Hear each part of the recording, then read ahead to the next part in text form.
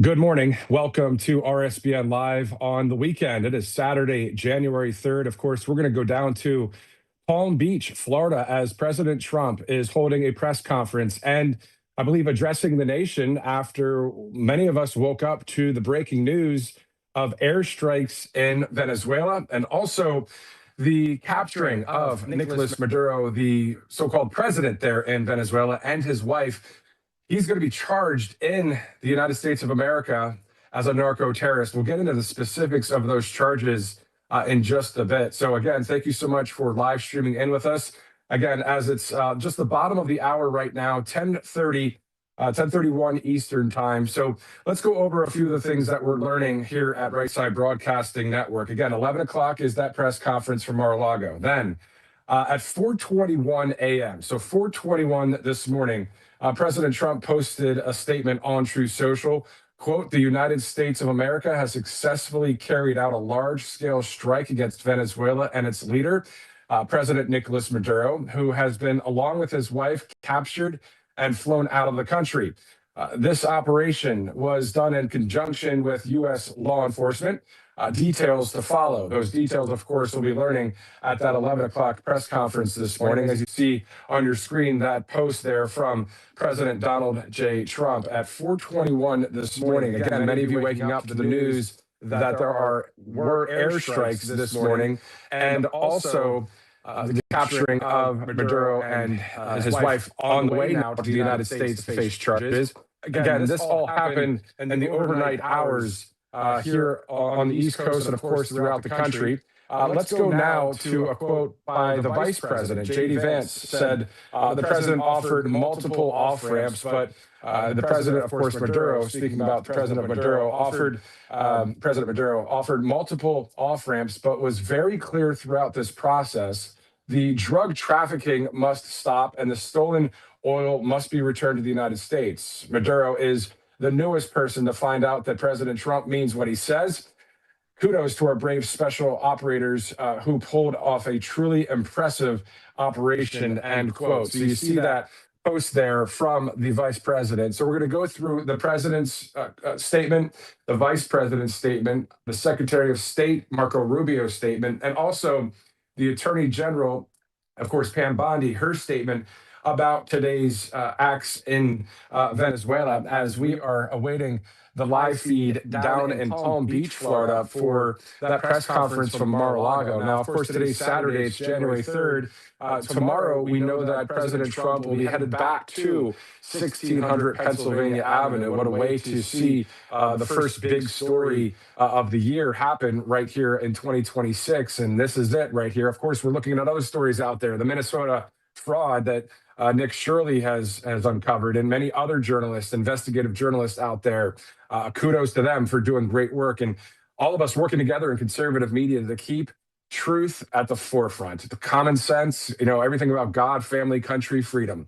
So again, back to the live broadcast here in the sense of Mar-a-Lago. We will take you there live. As soon as we see President Trump start to address the country, we will be there right there on the ground there with our pool camera, and we'll bring that to you. Now, let's go on with the next quote from the Secretary of State, Marco Rubio, referencing one of his ex-posts earlier, or actually last year, saying, quote, Maduro is not the president of Venezuela, and his regime is not the legitimate government.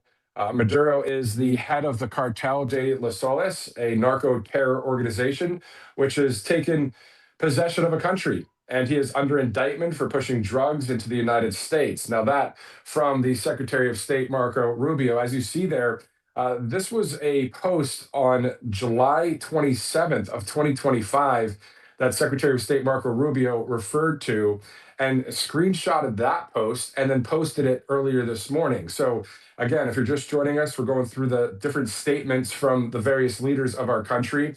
Of course, President Trump, the Vice President, J.D. Vance, the Secretary of State, Marco Rubio. And then next, let's go with the Attorney General, Pam Bondi, saying, quote, Nicolas Maduro and his wife, Celia Flores, have been indicted in the Southern District of New York. Nicolas Maduro has been charged with narco-terrorism, conspiracy, cocaine importation conspiracy, possession of machine guns and destructive devices, He's also been charged with conspiracy to possess the again the machine guns and destructive devices against the United States. So they will soon face the full wrath of American justice on American soil in American courts. Pam Bondi continues by saying, on behalf of the entire U.S. DOJ, I would like to thank President Trump for having the courage to demand accountability on behalf of the American people. And a huge thank you to our brave military who conducted the incredible and highly successful mission to capture these two alleged international narco traffickers. All right, so let's bring you up to speed. For those of you that are just kind of waking up to this news, whether you're watching on the West Coast, which it's only about 7:37 in the morning out there, let's bring up to speed on all the developments we're tracking. Of course, there are a number of sources reporting various things when it comes to this airstrike that happened in the overnight hours. I'm going to share with you some of our findings from some of those sources and report the facts, or at least the preliminary information that we're seeing from various outlets out there, including the Associated Press, saying at least 7 explosions and low-flying aircraft are heard around 2 a.m. local time Saturday in Venezuela's capital, Caracas. Venezuela's government does not immediately respond to a request for comment. People in various neighborhoods rush to the streets. This comes as the U.S. military has been targeting alleged drug smuggling boats in recent days. On Friday, Venezuela said it was open to negotiating an agreement with the United States to combat drug trafficking. According to the AP here, President Nicolas Maduro also said the U.S. wants to force a government change in Venezuela and gain access to its vast oil reserves. We go from the Associated Press over to the New York Post. Again, President Trump ordered airstrikes on military sites around the Venezuelan capital of Caracas with at least 7 explosions and low-flying aircraft reported in the region. This began around 2 a.m. local time amid heightened tensions between Maduro and the United States. Venezuelan Vice President Delcy Rodriguez, who would take power under the country's law, said she didn't know the whereabouts of Maduro and Flores. Of course, we do now. These reports were from the onset of this airstrike, or the airstrikes, and the capturing of the president there of Venezuela, Nicolas Maduro, and his wife. So some of these reports have a lot of true content in it, but the time sensitivity may be off slightly when it comes to this statement from the Venezuelan vice president saying she didn't know the whereabouts of Maduro and Flores. Well, the United States government does, and Maduro and his wife are on the way to the United States of America facing those charges. We'll go through those charges in just a second, and we'll go back to some of those various statements that we've seen from President Trump, the Vice President, the Secretary of State, and the AG, Pam Bondi. So she was saying earlier, the Vice President of Venezuela, that we demand proof of life. Well, there are pictures floating around of the actual arrest, at least the photo of Maduro in handcuffs with some DEA agents and some federal law enforcement. Rodriguez also saying that residents reacted to the ground-shaking explosions as they were walking the streets of the Capitol, according to the New York Post. We're hearing from the Post that someone said there the whole ground shook. This is horrible. We heard explosions and planes in the distance. Carmen Hidalgo told the Associated Press, we felt like the air was hitting us. The Federal Aviation Administration banned U.S. commercial flights over Venezuela early Saturday because of this ongoing military activity. And if you look on that Flight Radar 24, that app, you can see even right now, there are no commercial airlines. There's nobody flying over Venezuela. But if you look over just a little bit to the west in Colombia, you see a ton of planes, obviously, because everybody's avoiding this area after these airstrikes this morning. We'll continue more with some more of this coverage, and we'll get back into some of those statements in just a second. But all of it brought to you by a number of great sponsors here on Right Side Broadcasting Network, including All Family Pharmacy. Now, All Family Pharmacy is helping how they can change how people access medications by removing many of the barriers found in traditional pharmacies. So instead of waiting weeks for appointments, dealing with insurance complications, customers can actually order online and have their request reviewed by a licensed physician and receive medications shipped directly to their door. So, allfamilypharmacy.com/RSBN. You'll get that RSBN 10 promo code there for 10% off your order. So always good to have ivermectin or hydroxychloroquine or mebendazole, NAD plus. There's essential kits, emergency kits, all sorts of products there that get streamlined right to you after the doctor approves it there. So go ahead to allfamilypharmacy.com/RSBN, a great sponsor here on Right Side. And without that great sponsor, of course, we would not be able to bring you all the live coverage we're bringing you today. And on top of that, of course, we'll have the Q&A with President Trump there at Mar-a-Lago. Let's also go to Monetary Gold as one of our other sponsors here on Right Side. Wall Street veterans are just sounding the alarm right now because they're seeing some of the things happen out there. And you see that gold is actually much more valuable these days when it comes to the troy ounce. I mean, it's surpassed $4,000 per troy ounce of gold. It surpassed $70 per troy ounce of silver. So this is a great time, of course, to check in with the great people at Monetary Gold. All you have to do is call them right there, 888-617-7994, or go to rsbnforthegold.com for more information. All right, so it's 10:42. Let's go to angelpaste.com out of Spring, Texas, of course. So we know that the great Patriots there, they have some great products there as well. So if you use the RSBN promo code, that goes a long way in savings. Angelpaste.com out of Spring, Texas. All right, let's do this. We're going to take a quick commercial break. We'll be right back here on Right Side Broadcasting Network.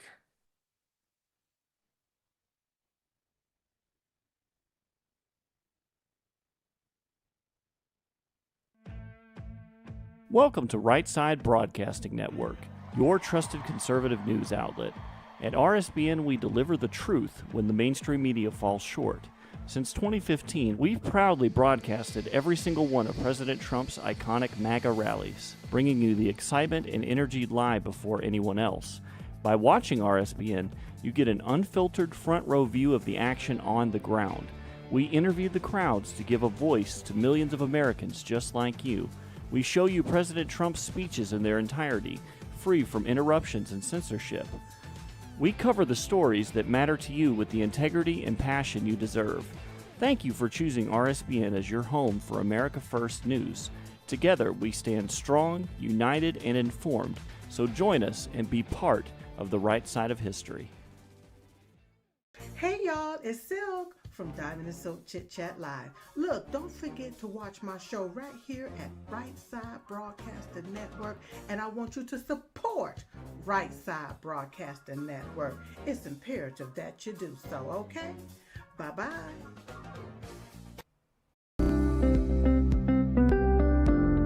allfamilypharmacy.com/RSBN. You can scan that QR code now, RSBN10. That is the code, easy to remember, for 10% off. This is ivermectin, hydrochloroquine, antibiotics that will save you and yours from bacterial and viral infections, NAD+, and much, much more. 200 essential medications and emergency medical kits, the meds you trust delivered to your door.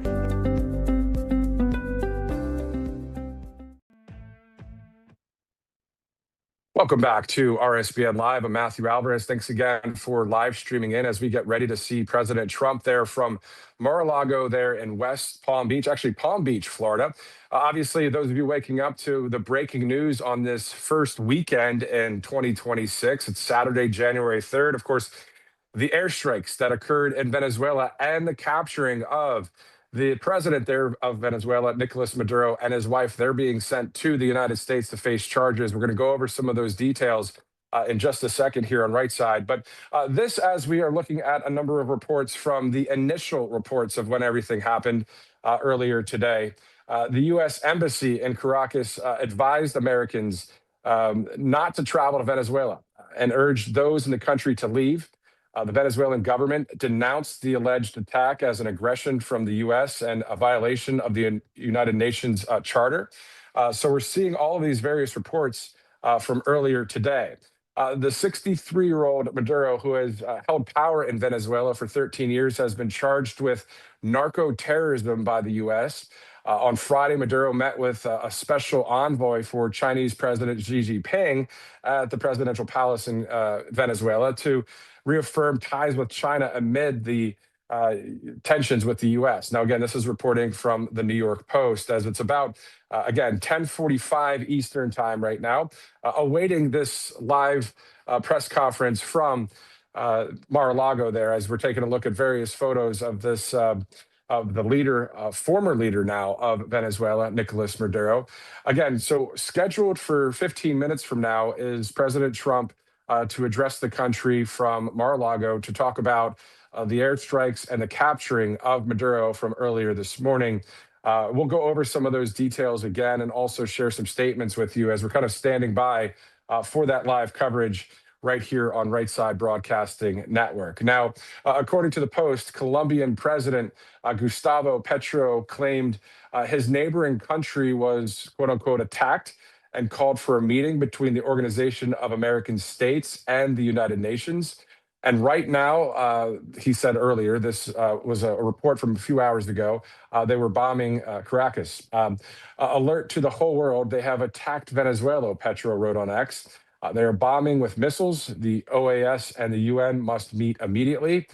And as you know, the U.S. military has carried out drone strikes off the Venezuelan coast on suspected drug smuggling boats.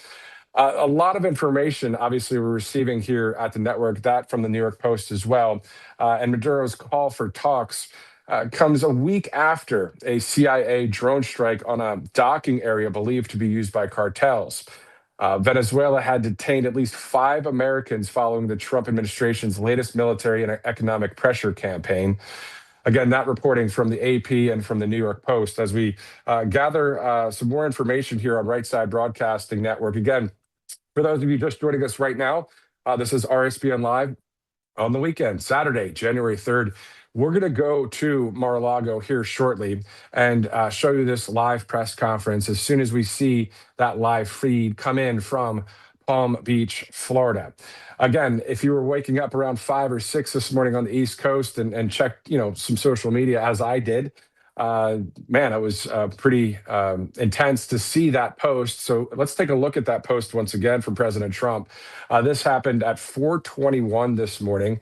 The president said, quote, "The United States of America has successfully carried out a large-scale strike against Venezuela and its leader, President Nicolas Maduro, who has been, along with his wife, captured and flown out of the country.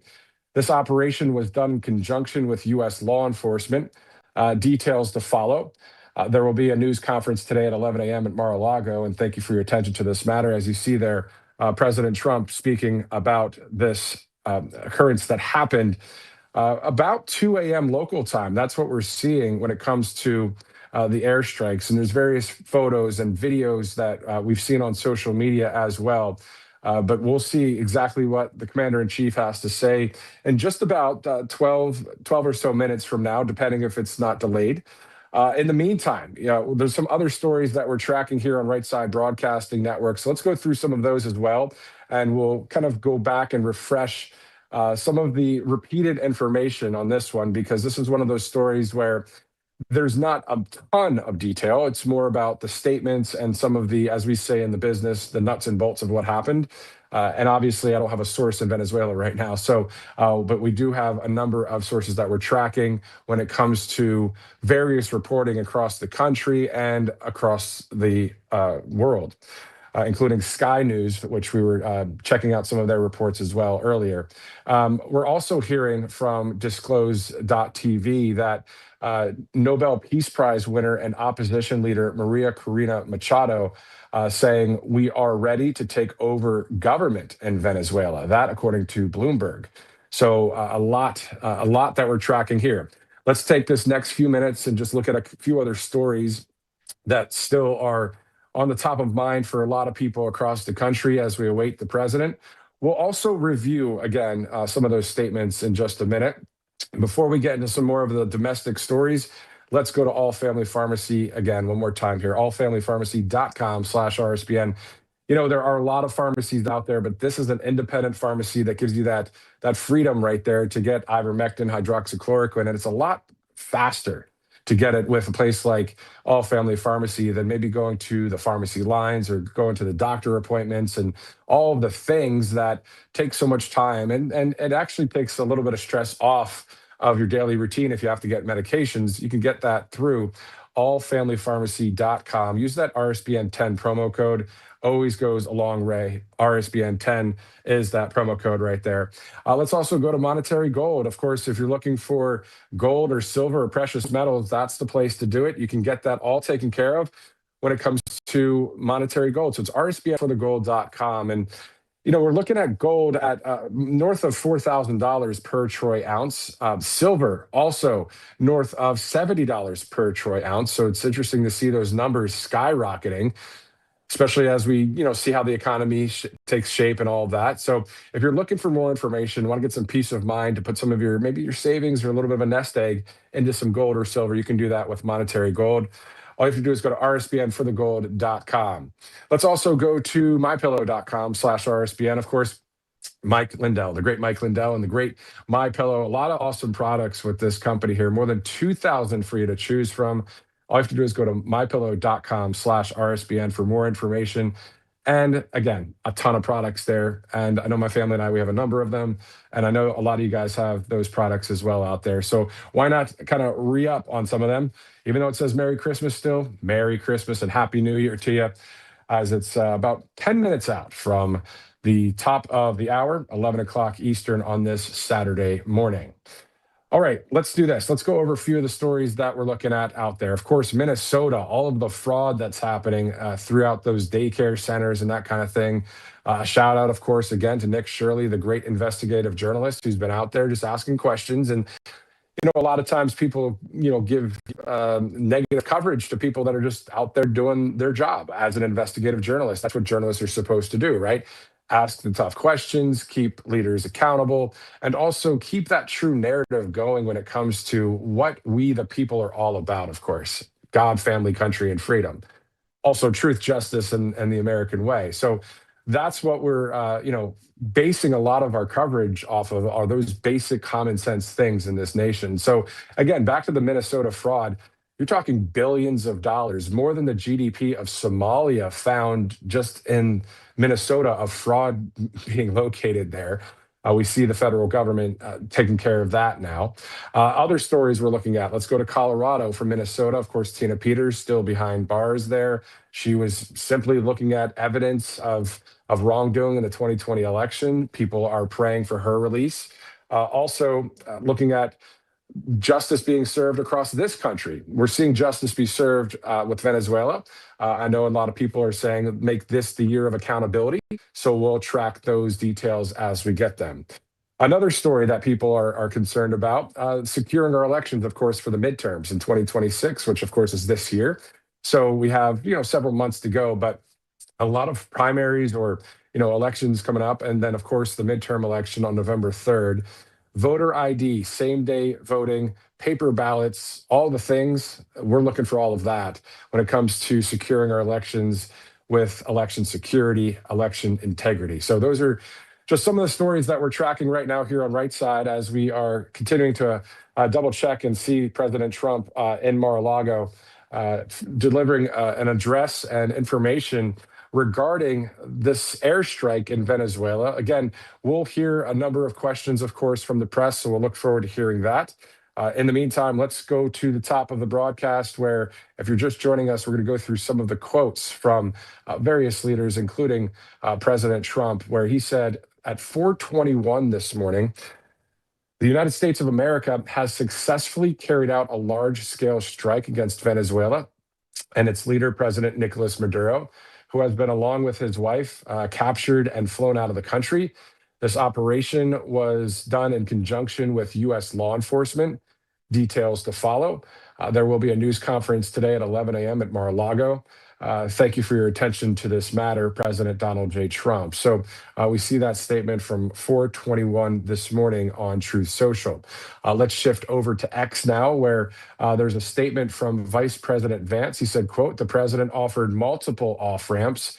We're talking about the president of Venezuela, the former president, but was very clear throughout this process the drug trafficking must stop and the stolen oil must be returned to the United States.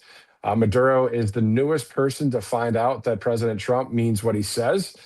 Kudos to our brave special operators who pulled off a truly impressive operation, end quote. Let's shift now from the vice president over to Secretary of State Rubio, referencing one of his ex posts last year. I believe it was in July, saying, quote, Maduro is not the president of Venezuela, and his regime is not the legitimate government.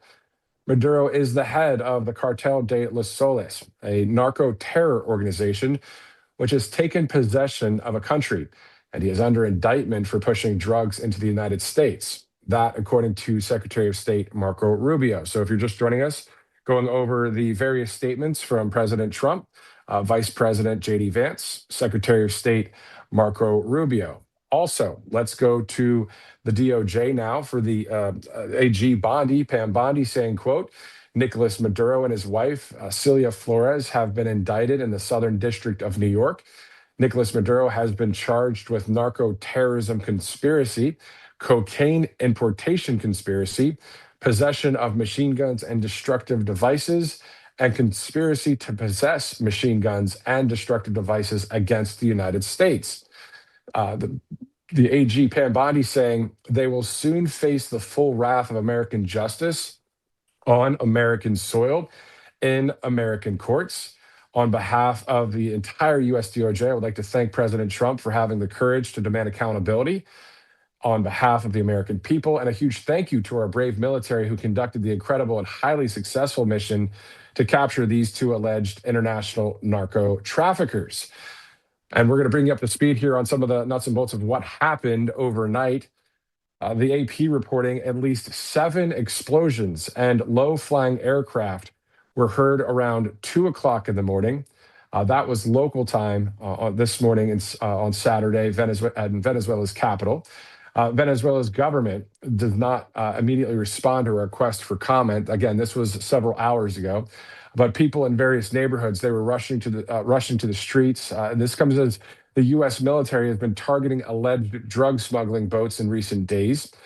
On Friday, according to the New York Post and to the AP, Venezuela said it was open to negotiating an agreement with the United States to combat drug trafficking. President Nicolas Maduro also said the U.S. wants to force a government change in Venezuela and gain access to its vast oil reserves. That, according to Maduro, that, according to reporting from the Post and the Associated Press.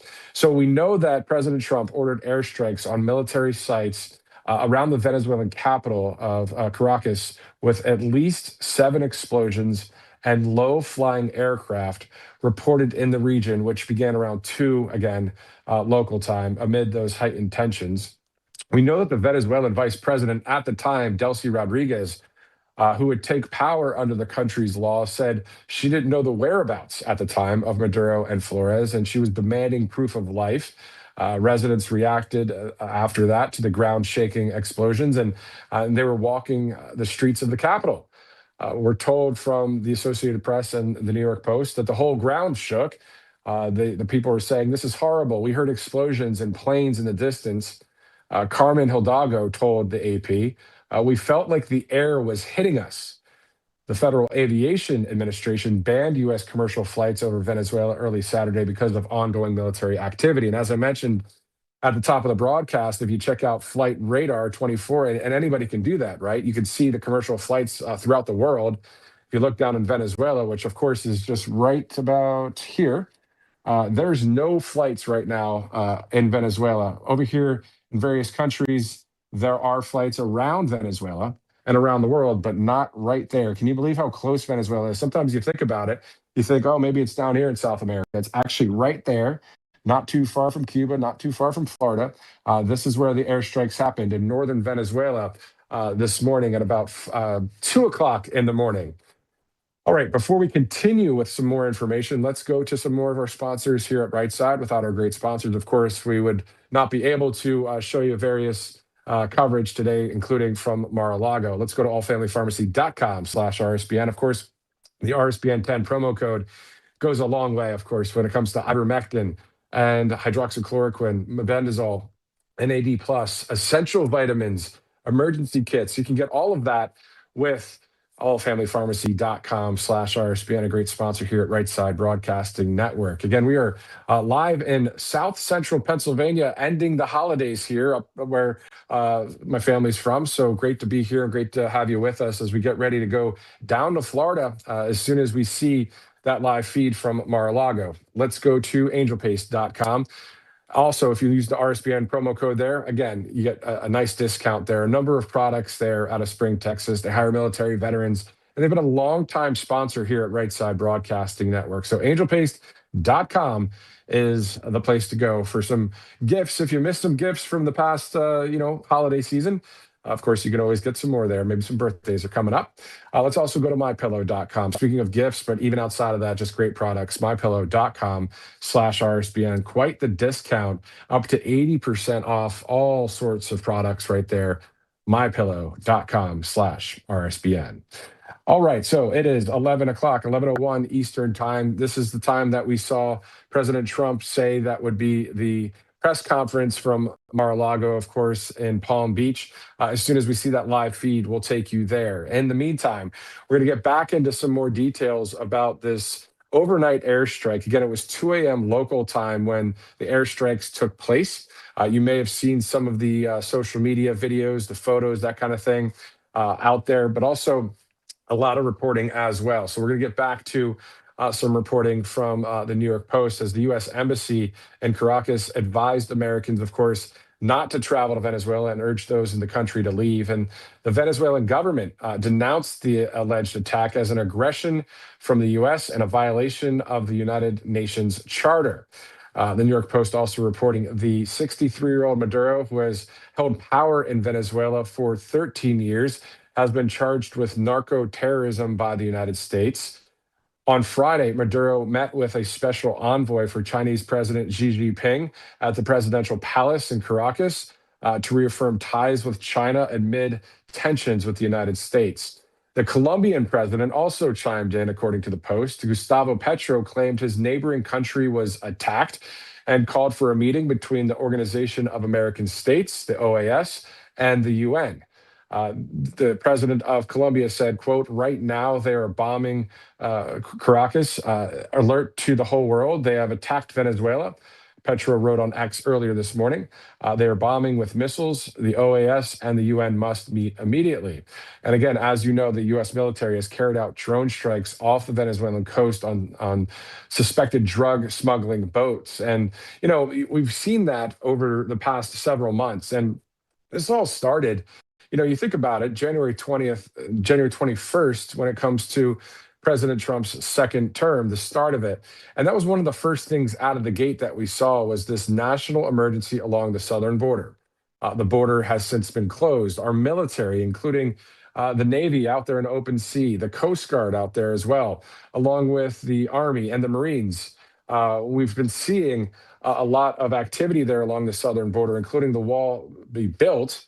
If you remember, under the Biden regime, we saw a lot of illegal immigrants come into the country. They were flown in. Some of the airports, including Chicago's O'Hare, was actually housing some of the illegal immigrants. I actually was flying to an Iowa event where President Trump was speaking, had a stop in Chicago, Illinois, and went to one of those terminals. Actually had to check out of the airport there in the sense of TSA, even though I had a connecting flight. I asked, I was like, can I get back in here and fly to Iowa still? And they said, yeah, as long as you're here on time. But also went and checked out the terminal there as we're looking live at Mar-a-Lago, the room empty right now, but getting ready to go there live. But in the meantime, when I was in Chicago, I saw someone from Venezuela and the Democratic Republic of Congo as well. So I was just talking to them in broken English a little bit, and they were saying they were flown in from San Antonio and San Diego. That was under the Biden regime. So now what we have, the border closed, out there in the open sea, some of those boats, of course, getting destroyed by the United States military. And now we heard President Trump talk about this several times at the Oval Office, talking about the fact that there would be land strikes as well. Some of us didn't know if it was Mexico or it would be in Venezuela, those land strikes. Well, we saw what happened now. This happened around 2 a.m, where there were several airstrikes in Venezuela. And then Maduro and his wife are now captured, and they are in the United States facing narco terrorism charges. We're looking live right now, of course, at the presidential podium. That is a live picture from Mar-a-Lago in Palm Beach, Florida, as we're looking live as well at the White House, where President Trump will return to tomorrow. So tomorrow to start the week back up for the new year. But right out of the gate, this is the top story of 2026 when it comes to the beginning of 2026. Of course, we've been tracking the other stories out there. Shout out to the investigative journalist Nick Shirley, who's uncovered a ton of fraud there in Minnesota, which is a domino effect throughout the country. And yes, a shout out to Nick, but a shout out to anybody that's doing investigative journalism to uncover the truth, and also conservative media as a whole and podcasters who continually speak truth. And a lot of times, in the mainstream media, they try and make things a little bit confusing for you.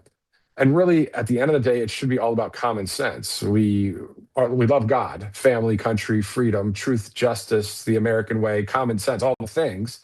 And that's the place that conservative media is based in when we report. And that's where I'm reporting from that perspective, even now, as we are sharing the details of this airstrike in Venezuela. Again, Maduro and his wife have now been captured by the United States government. They are on their way, if not already are here in the United States to face narco terrorism charges. In the meantime, you're looking live there. Podium right there, and deliver an address and take some questions from the press. This is something that a number of news stations from across the United States and around the world will watch as we see that this has been an airstrike that, again, President Trump referred or referenced something like this, that this was going to happen in the Oval Office. Here at the network, of course, we cover the president a lot, and especially at the Oval Office. And if you listen into what he's saying, well, we did that on the sea, those drug smuggling boats from Venezuela, and we'll be soon shifting over to land. So this is what just happened this morning at 2:00 in the morning. Again, at 4:21, the president posted that Truth Social post. I'll read that again to you here as we await the commander in chief. He said, quote, "The United States of America has successfully carried out a large scale strike against Venezuela and its leader." And let's just stop there for a second. It wasn't a small, quick surgical strike. This was a large scale strike, according to the commander in chief. Its leader, President Nicolas Maduro, who has been, along with his wife, were captured and flown out of the country. The operation was done in conjunction with U.S. law enforcement. There's details to follow. Of course, that's what we're awaiting there in Florida for this 11 o'clock press conference. Also, the vice president said, quote, the president, referring to Maduro, President Trump offered multiple off-ramps, but was very clear throughout this process that the drug trafficking must stop and the stolen oil must be returned to the United States. Maduro is the newest person to find out that President Trump means what he says.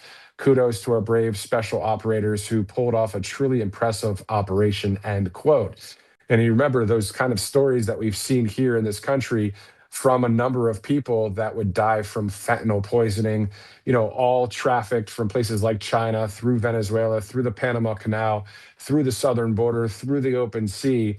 And President Trump said, not on my watch. And you see what happened this morning, those airstrikes in Venezuela. Leading up to those airstrikes were several months of various military videos that you guys saw out there, the ones that have that green radar look and the black background, and you see the boat down there and it gets blown to smithereens. That's really what happened. As the president said, that every boat that was destroyed would save 25,000 American lives. And now we see a bigger step of airstrikes in Venezuela. And also the president Maduro, who is now the former president, was there for 13 years leading that country. So we'll see how the people of Venezuela react to this. We'll see how the United Nations and the world reacts to it. The UN, we all have our opinions about the UN, of course, but sticking to the news flow today and just reporting on what's happening out there in Venezuela and, of course, here in the United States. Let's go to the Secretary of State, Rubio. He also said Maduro is not the president of Venezuela and his regime is not the legitimate government. Maduro is the head of the Cartel de los Soles, a narco terror organization which has taken possession of a country, and he is under indictment for pushing drugs into the United States. And that statement from the Secretary of State, Marco Rubio, was back in July of 2025, but he referenced that, screenshotted that, posted it on X this morning, once again saying Maduro is not the president of Venezuela and his regime is not a legitimate government. Maduro is the head of the Cartel de los Soles, a narco terror organization which has taken possession of a country, and he is under indictment for pushing drugs into the United States. And then also the AG Pam Bondi has a quote as well. We'll get to that in just a second. As you're looking live right there at Mar-a-Lago in Palm Beach, President Trump to return to 1600 Pennsylvania Avenue tomorrow. And of course, you can catch our live coverage starting Monday. I'll be back down there in Alabama. We'll see myself and Robert McNeely and others as we continue to expand here at Right Side Broadcasting Network and cover the president, cover the news of the day, specifically like this one. This was not scheduled, of course. We were on the fly. We heard about what happened. And of course, we're live here for you. A number of people on Truth Social and X were asking me on my social media accounts, you guys going live? And of course we are, and we're here. And thank you guys for joining us as we started our broadcast at 10:30 this morning. It is about 11:12 there Eastern time in Florida. So as soon as we see the commander in chief go to that podium, we'll go right there. And then, of course, we're going to hear a number of questions from the press, some conservative press, some fake news press. But at the end of the day, you have freedom of speech and you have freedom of the press. So we're going to hear some questions from them in regards to the details. Now, the question is, will the Secretary of War, Pete Hegseth, will he be there with President Trump? I believe he will be. He and Secretary of State Marco Rubio just about a week ago, I believe. Yeah, so if you remember, the Ukrainian leader, Vladimir Zelensky, and then Bibi Netanyahu of Israel were at Mar-a-Lago over the past week. And I do recall there was some press conference that happened where the Secretary of War, Pete Hegseth, and Secretary of State Marco Rubio were in attendance. I believe that they would be for an announcement like this or an address from the president. But we'll see. Only time will tell as we continue to cover this live right here on Right Side. And again, as I mentioned, Venezuela not too far south of Cuba, right? It's on the northern part of South America, and the commercial airlines are all they're all flying around Venezuela right now. If you look at Flight Radar 24, you're not seeing any commercial airlines in that area, of course, because of this military action. And actually, over the past several months, Venezuela has been pretty clear in the skies since President Trump has, referenced various possible attacks in Venezuela as well. It's those kind of things that we kind of track here at Right Side, and also all the news of the day. Let's also go to All Family Pharmacy as we await the president, a great sponsor here on Right Side Broadcasting Network. If you're looking for things like ivermectin or mebendazole, hydroxychloroquine, or the essentials out there, the vitamin packs, the emergency kits, you get all of that through allfamilypharmacy.com/RSBN. So you use the RSBN 10 promo code, and it gets streamlined. There's a doctor that will approve or not various medications, but once they're approved, it gets sent right to your door. Instead of going to maybe a pharmacy with the long lines or trying to get a doctor's appointment, well, it's a lot quicker with allfamilypharmacy.com/RSBN. Great sponsor here at Right Side. Also, if you'd like to donate to Right Side Broadcasting Network, all you have to do is text RSBN to 801-801 or go to rsbnetwork.com/donate as we continue to grow and expand and, all the things that it takes to run a network, of course, as we are covering this event live in Mar-a-Lago today. Our pool camera there, our access to that camera is not something that is free. So if you'd like to help out, you can. So just text RSBN to 801-801 or go to rsbnetwork.com/donate. Those of you that have watched us over the years, thank you so much for streaming in. This is a big one today, this press conference, of course. So that's why we're here live on this Saturday, January 3rd, getting ready to go to Mar-a-Lago there and go live with the press and hear from President Trump. Let's continue our coverage by sharing with you the statement from the Attorney General Pam Bondi saying, quote, Nicolas Maduro and his wife, Celia Flores, have been indicted in the Southern District of New York. Nicolas Maduro has been charged with narco terrorism conspiracy, cocaine importation conspiracy, possession of machine guns and destructive devices, and conspiracy to possess machine guns and destructive devices against the United States. They will soon face the full wrath of American justice on American soil and American courts. On behalf of the entire U.S. DOJ, I would like to thank President Trump for having the courage to demand accountability on behalf of the American people. And a huge thank you to our brave military who conducted the incredible and highly successful mission to capture these two alleged international narco traffickers. You know, we hear about this. We see justice being served, and rightly so in certain cases like this.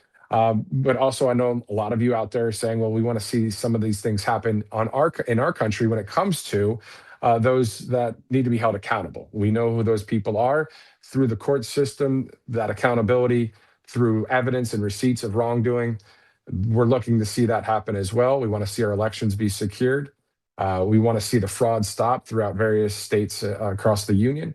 There's a lot that we're tracking. Of course, the big news story today, and what a way to kick off 2026. This is quite the story right now that we're tracking here on Saturday, January 3rd. All right, so we read the various quotes from a number of the government leaders, including President Trump, Vice President J.D. Vance, Secretary of State Marco Rubio, and the Attorney General Pam Bondi. A lot of comments, of course, right now on X and on Truth Social out there. A lot of people waking up to this news as it's only 8:15 or so, 8:16 out there on the West Coast of the United States. And, it's a Saturday morning. Sometimes you sleep in a little bit, but I definitely was up around 5 or 6 this morning and saw the post from President Trump that was at 4:21 Eastern time that these airstrikes, these large-scale airstrikes, took place in Venezuela, and that Maduro and his wife were captured. Those stories, regardless of what day it is, of course, are big breaking news stories. That's why we're here live for you. And looking forward to seeing President Trump as we get ready to see him take to that podium right there at Mar-a-Lago in Palm Beach. So we're about a couple minutes out from the president taking to the stage there. That's what I'm hearing from back home in Alabama, as we know that there were at least 7 explosions and low-flying aircraft were heard around 2 a.m. in Venezuela. And we know that the government at that time didn't respond to a request from the AP for a comment. But of course, a lot has changed over the past several hours. And now we're going to get the latest news from President Trump. And we'll see if the Secretary of War and the Secretary of State will be there, and any others. This may be just the president coming out there to speak to the American people and also take some questions from the press. So thanks again for live streaming in with us. If you'd like to share this link wherever you're watching, Rumble, YouTube, X, Truth Social, wherever you're watching, how about our app? Just go ahead and send that to your friends and family, as we know that the Commander-in-Chief will be speaking here any second from now. And this is not a run-of-the-mill, Oval Office executive order signing, even though those are important. This is something that has brought us into some airstrikes, of course, in Venezuela, and the capturing of a leader that's been there for some 13 years. Well, not any longer. That leader and his wife to be charged as narco terrorists here in the United States of America. So we'll see what happens with President Trump when it comes to the content he's about to share with us, and of course, the Q&A session. Why don't we do this? Let's take a live picture right now and just listen in on the audio there at Mar-a-Lago as we await President Trump.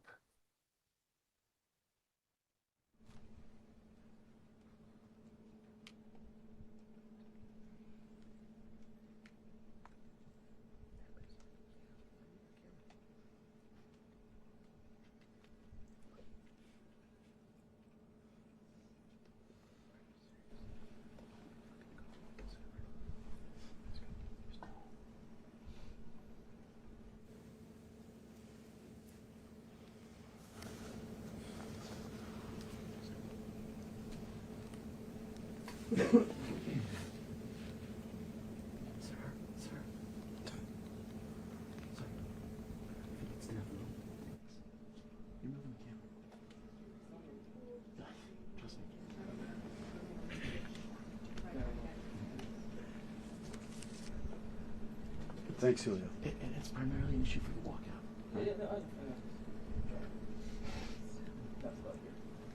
The rope is pushing it.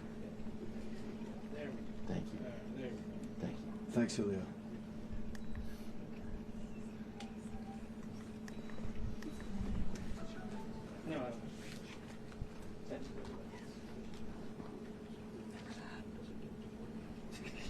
Yeah. That's 16.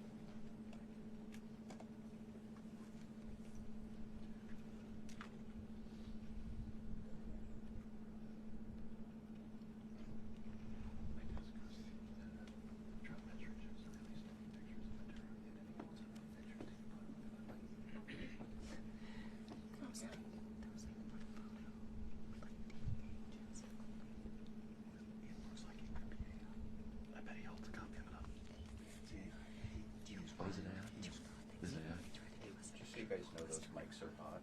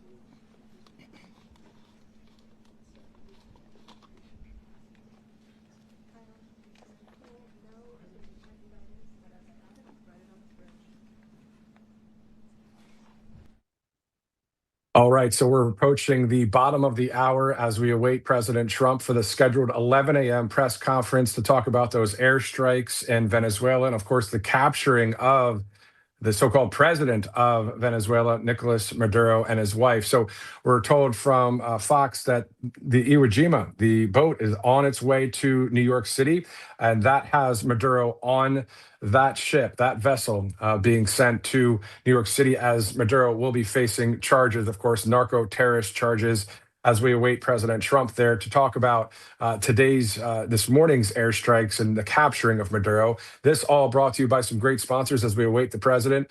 Let's go to Monetary Gold, RSBNforthegold.com, and you'll see the number on the screen as well. If you're looking for gold or silver or precious metals, this is the place to work with, as you can go to RSBNforthegold.com. You know, gold is more than $4,000 per troy ounce right now. It's more than $70 per troy ounce for silver. You can get that info kit on gold, silver, and precious metals with Monetary Gold. Go to RSBNforthegold.com. Also, MyPillow.com as well with the great Mike Lindell, of course. So it's MyPillow.com/RSBN. A ton of products there, as you guys know, more than 2,000 products to choose from. So you can go to mypillow.com/RSBN for some more information there, as it's about getting to that bottom of the hour here on Right Side. If you'd like to follow us on Truth Social, it's at RSBN. If you'd like to follow us on X, it's at RSB Network. If you'd like to follow me, it's at Matthew US Media on X, at Matthew US Media on X, and at Matthew Alvarez on Truth Social. Again, thank you for live streaming in. We're getting ready to go to Mar-a-Lago there live to hear from President Trump. Again, it was 4:21 this morning when the president posted on Truth Social the specifics, at least the general specifics about what just happened. So we're going to go over that quote once again here as we wait for the commander-in-chief. He said, "The United States of America has successfully carried out a large-scale strike against Venezuela and its leader, President Nicolas Maduro, who has been, along with his wife, captured and flown out of the country. This operation was done in conjunction with U.S. law enforcement. Details to follow. Of course, those details any second from now, live from Palm Beach, Florida. President Trump will be on Air Force One tomorrow, heading back to 1600 Pennsylvania Avenue, of course, to get back to it, as it is now, of course, 2026, a huge year already, and it's only a few days in, January 3rd on this Saturday morning. We know, of course, the midterms are this year. We want to see our elections be secured. We want to see people like Tina Peters be freed. We want to see justice be served in this country as well. There's a lot that we want to see because it's all about God, family, country, and freedom. And we want to continue to have all of that going on in the US of A. The land of the free, the home of the brave, and the land of the free. So we'll continue to cover a lot of conservative news and breaking news, including today's press conference right here on Right Side Broadcasting Network. And a shout out to conservative media, because you know what? Wouldn't you rather have people that are kind of like you, in the sense of common sense Americans that are reporting the facts, reporting truth? And if there's ever a mistake in reporting, you simply own up to it. But there's a difference between misinformation and disinformation. Misinformation is simply a mistake. Disinformation is knowing that you're lying to the people to push an agenda. You're not going to get that in conservative media, at least in my opinion. I haven't seen it when it comes to various networks. But it's great to see that there are a lot of people out there like Nick Shirley and others doing what they do. And we look forward to even more investigative journalism. You think about James O'Keefe and all of these networks out there and our network. It's just a good time to be in conservative media because we're on the side of you, we the people. That's what it's all about. It's what it's always going to be about, at least in this country. So anyway, we're going to go back to Mar-a-Lago there. You see the reporters, getting ready and ready to go to hear from President Trump. Now, he'll deliver this speech, this address for however long, and then after that, plenty of questions, I'm sure.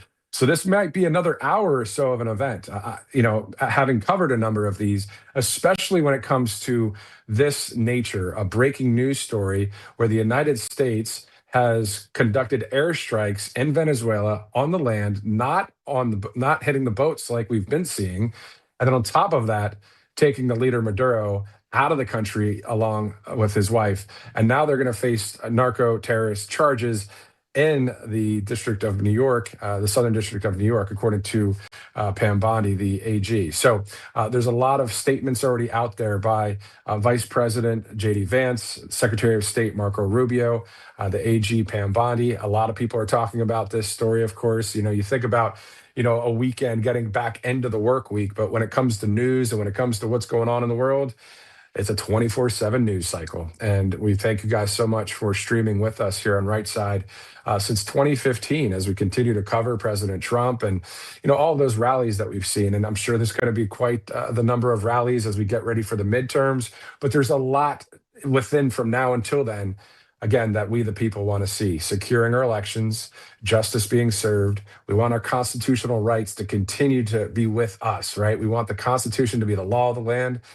These are some basics, but it's common sense, and we're seeing other countries not really sticking to good things, especially in Europe when it comes to freedom of speech. So here at Right Side and in conservative media, on the side of the people, we always are on the side of the people because we're people too, but we're not pushing a false narrative that we've been dealing with for how many years now in the legacy media, even though some of them in the legacy media are now starting to come out and say, well, we know the trust has been down in the legacy media.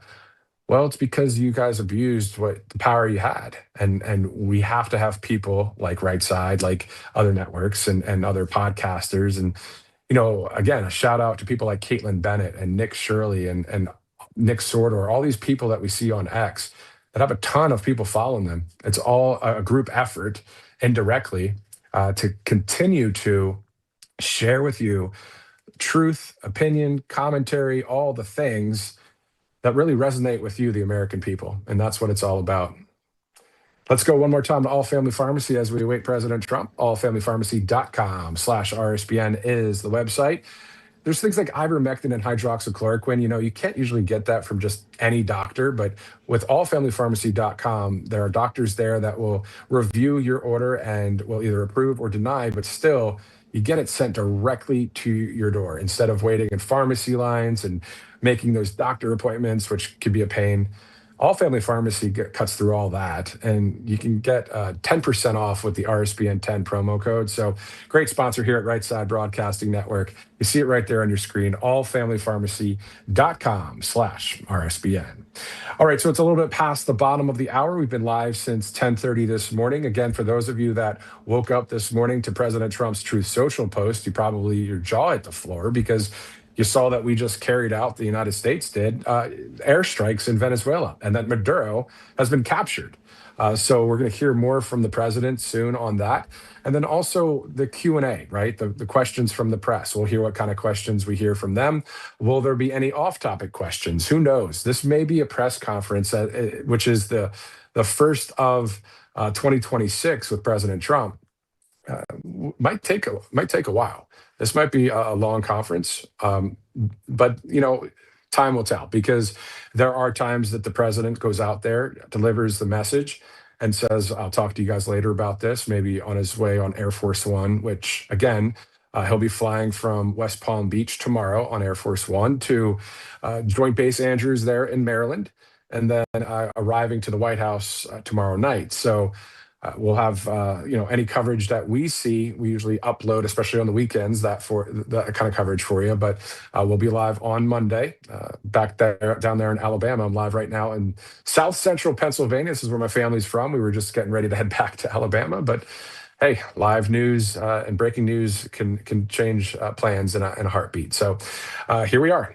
Let's go back to Mar-a-Lago right now. Matthew Alvarez, thanks so much for watching here on RSBN Live. Let's go now to Palm Beach, Florida.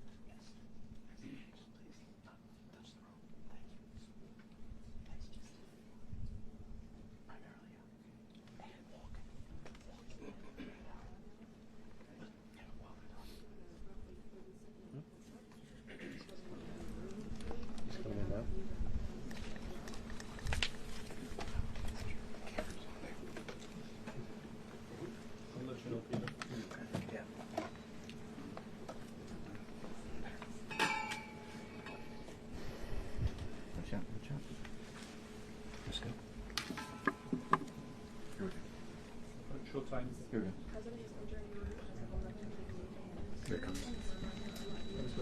everybody. Mr. President.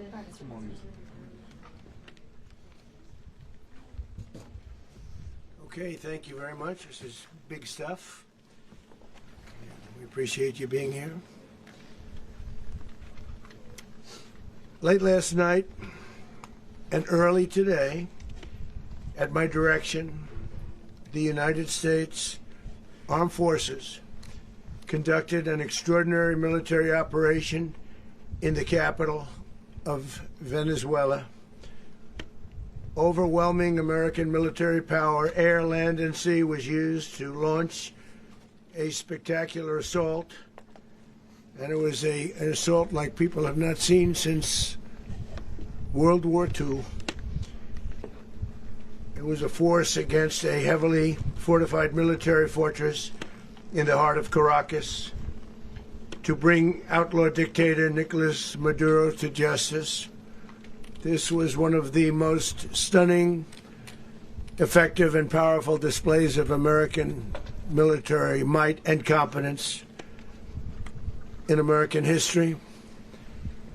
And if you think about it, we've done some other good ones, like the attack on Soleimani,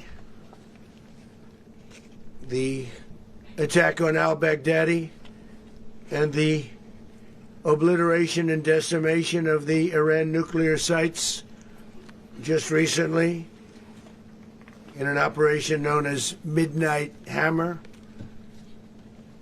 All perfectly executed and done.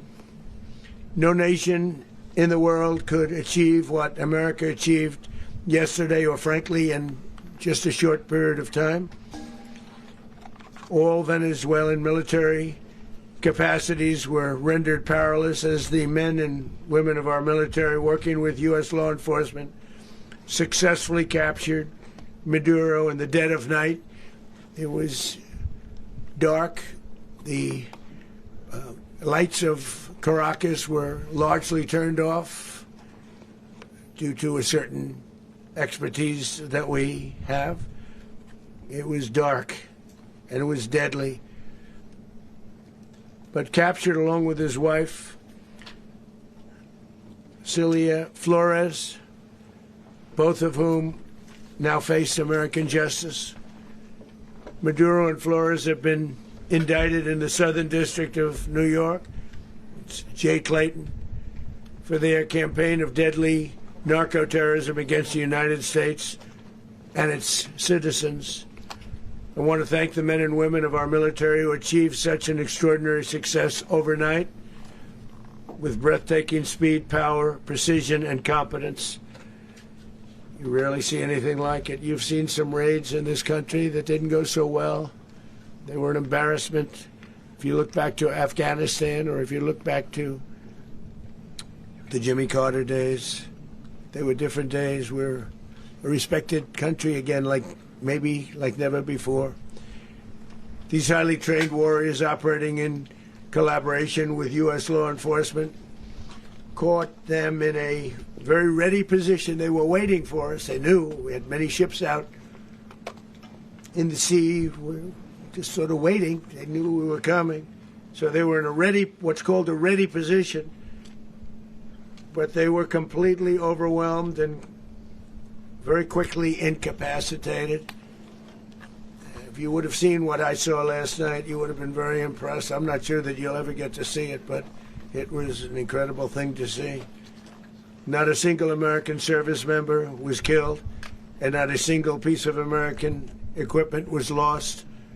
We had many helicopters, many planes, many people involved in that fight. But think of that, not one piece of military equipment was lost, not one service member was, more importantly, killed. The United States military is the strongest and most fearsome military on the planet by far, with capabilities and skills our enemies can scarcely begin to imagine. We have the best equipment anywhere in the world. There's no equipment like what we have, and you see that even if you just look at the boats. You know, we've knocked out 97% of the drugs coming in by sea. 90%. Each boat kills 25, on average, 25,000 people. We knocked out 97%. And those drugs mostly come from a place called Venezuela. We're going to run the country until such time as we can do a safe, proper, and judicious transition. So we don't want to be involved with having somebody else get in and we have the same situation that we had for the last long period of years. So we are going to run the country until such time as we can do a safe, proper, and judicious transition. And it has to be judicious because that's what we're all about. We want peace, liberty, and justice for the great people of Venezuela, and that includes many from Venezuela that are now living in the United States and want to go back to their country. It's their homeland. We can't take a chance that somebody else takes over Venezuela that doesn't have the good of the Venezuelan people in mind. We've had decades of that. We're not going to let that happen. We're there now, and what people don't understand, but they understand as I say this, we're there now, but we're going to stay until such time as the proper transition can take place. So we're going to stay until such time as we're going to run it, essentially, until such time as a proper transition can take place. As everyone knows, the oil business in Venezuela has been a bust, a total bust, for a long period of time. They were pumping almost nothing by comparison to what they could have been pumping and what could have taken place. We're going to have our very large United States oil companies, the biggest anywhere in the world, go in, spend billions of dollars, fix the badly broken infrastructure, the oil infrastructure, and start making money for the country. And we are ready to stage a second and much larger attack if we need to do so. So we were prepared to do a second wave if we needed to do so. We actually assumed that a second wave would be necessary, but now it's probably not. The first wave, if you'd like to call it that, the first attack was so successful, we probably don't have to do a second, but we're prepared to do a second wave, a much bigger wave, actually. This was pinpoint, but we have a much bigger wave that probably won't have to do. This partnership of Venezuela with the United States of America, a country that everybody wants to be involved with because of what we were able to do and accomplish, will make the people of Venezuela rich, independent, and safe. And it will also make the many, many people from Venezuela that are living in the United States extremely happy. They suffered. They suffered. So much was taken from them.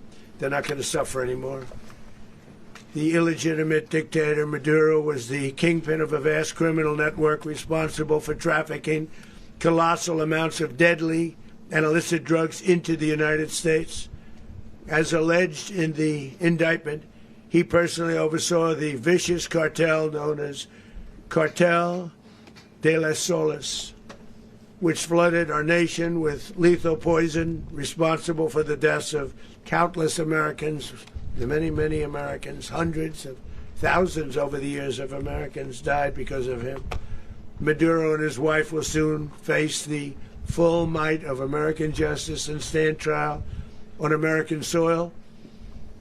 Right now they're on a ship. They'll be heading to, ultimately, New York, and then a decision will be made, I assume, between New York and Miami or Florida. But we have people where the overwhelming evidence of their crimes will be presented in a court of law. And I've seen it. I've seen what we have. It's both horrible and breathtaking that something like this could have been allowed to take place. For many years after his term as president of Venezuela expired, Maduro remained in power and waged a ceaseless campaign of violence, terror, and subversion against the United States of America, threatening not only our people, but the stability of the entire region. And you all saw it. In addition to trafficking gigantic amounts of illegal drugs that inflicted untold suffering and human destruction all over the country, all over in particular the United States, Maduro sent savage and murderous gangs, including the bloodthirsty prison gang Tren de Aragua, to terrorize American communities nationwide, and he did indeed. They were in Colorado. They took over apartment complexes. They cut the fingers off people if they call police. They were brutal, but they're not so brutal now. And I just have to congratulate our military, Pete and everybody, and our National Guard, because the job that they've done, whether it's in Washington, D.C., where we have a totally safe city, where it was one of the most unsafe cities anywhere in the world, frankly, and now we have no crime in Washington, D.C. We haven't had a killing. We had the terrorist attack a few weeks ago. A little bit of a different kind of a threat, but we haven't had a killing in a long period of time, 6-7 months. We used to have two, on average, 2 a week in Washington, our capital. We don't have that anymore. The restaurants are opening. Everyone's happy. They're going, they're walking their daughters, they're walking their children, their wives, they walk to restaurants. Restaurants are opening all over Washington, D.C. So I want to thank the National Guard, I want to thank our military, and I want to thank law enforcement. Been amazing. And they should do it with more cities. We're doing it, as you know, and we're doing it in Memphis, Tennessee right now, and crime is down. We've just sort of started a few weeks ago, but crime is down now 77%. And the governor of Louisiana called, great person, and he wanted us to help him, as you know, in a certain very nice part of Louisiana, and we have done that. It was a rough section, and we have crime down. I understand it's down to almost nothing already after 2.5 weeks. New Orleans, it's down to almost nothing. And we've only been there for 2.5 weeks. Can't imagine why governors wouldn't want us to help.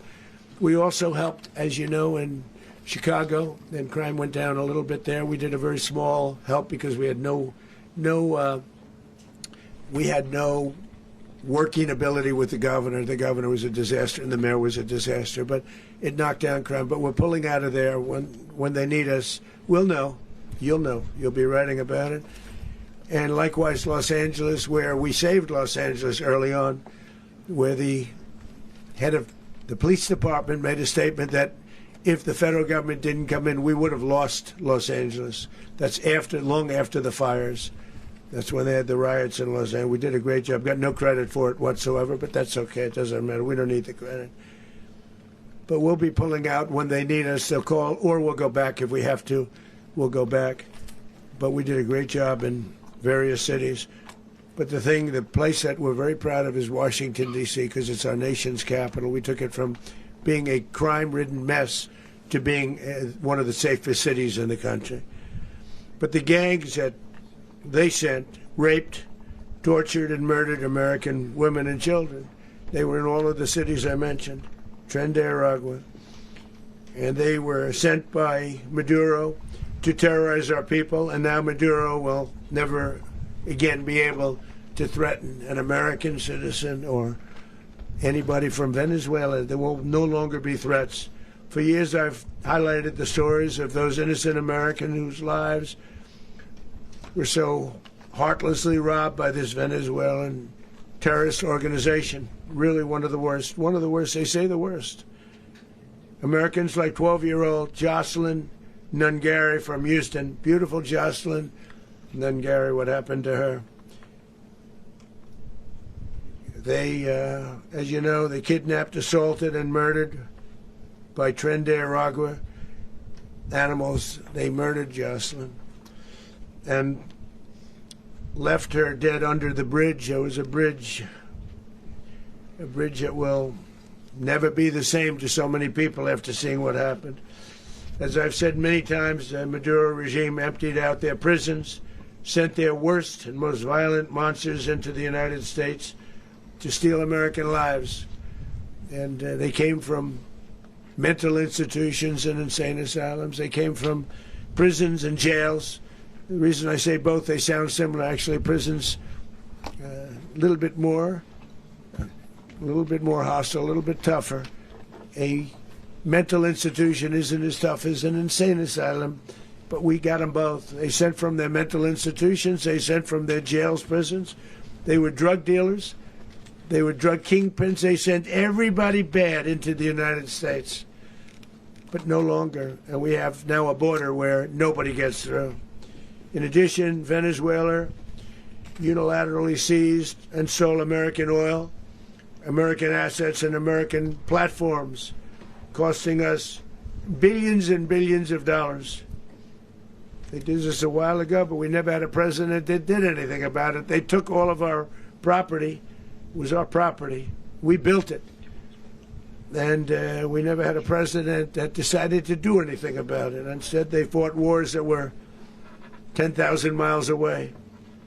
We built Venezuela oil industry with American talent, drive, and skill, and the socialist regime stole it from us during those previous administrations, and they stole it through force.